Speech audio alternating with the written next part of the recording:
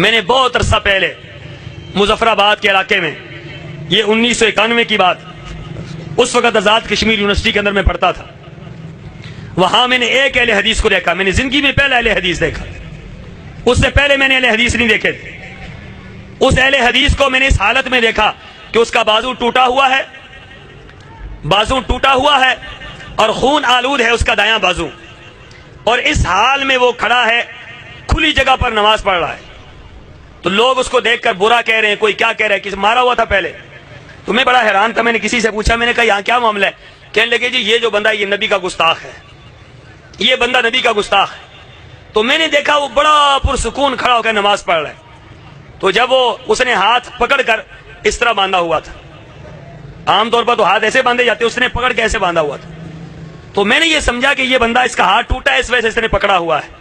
لیکن جب وہ رکوع میں گیا تو اس نے ٹوٹا ہوا ہاتھ اٹھایا ایسے اور رفع یدین کرنے کے لیے نیچے کر دیا. اسے رکوع میں چلا گیا، رکوع سے اٹھا، پھر اس نے ہاتھ ٹوٹا ہوا اٹھایا اور پھر اس طرح اس نے نیچے کر دیے.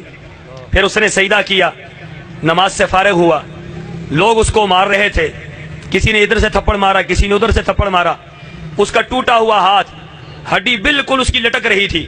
اس کیفیت میں وہ اپنے ہاتھ کو پکڑ رہا تھا اور ساتھ ساتھ وہ کہہ رہا تھا اتقتلون رجلا ان یقول ربی اللہ، اتقتلون رجلا ان یقول ربی اللہ. اہل حدیثوں، وہ یہ بات کہہ رہا تھا، کیا تم ایسے بندے کو مار رہے ہو جس کا جرم یہ ہے کہتے اللہ میرا رب ہے؟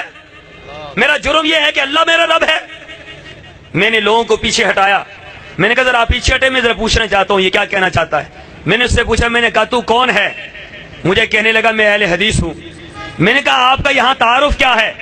کہنے لگا ہمارا تعارف یہ ہے کہ میں علامہ احسان الہی ظہیر شہید کے شہر سیال کوٹ کا رہنے والا ہوں، اور میں نے ان کے ہاتھوں پر اہل حدیث مسلک کو قبول کیا ہے. نعرہ تکبیر، مسلک کے حق اہل حدیث، علامہ تیرا قافلہ. نعرہ تکبیر. کہنے لگا میں نے ان کے ہاتھ پر اہل حدیث مسلک قبول کیا ہے. میں نے کہا یہ اہل حدیث کیا ہوتے ہیں؟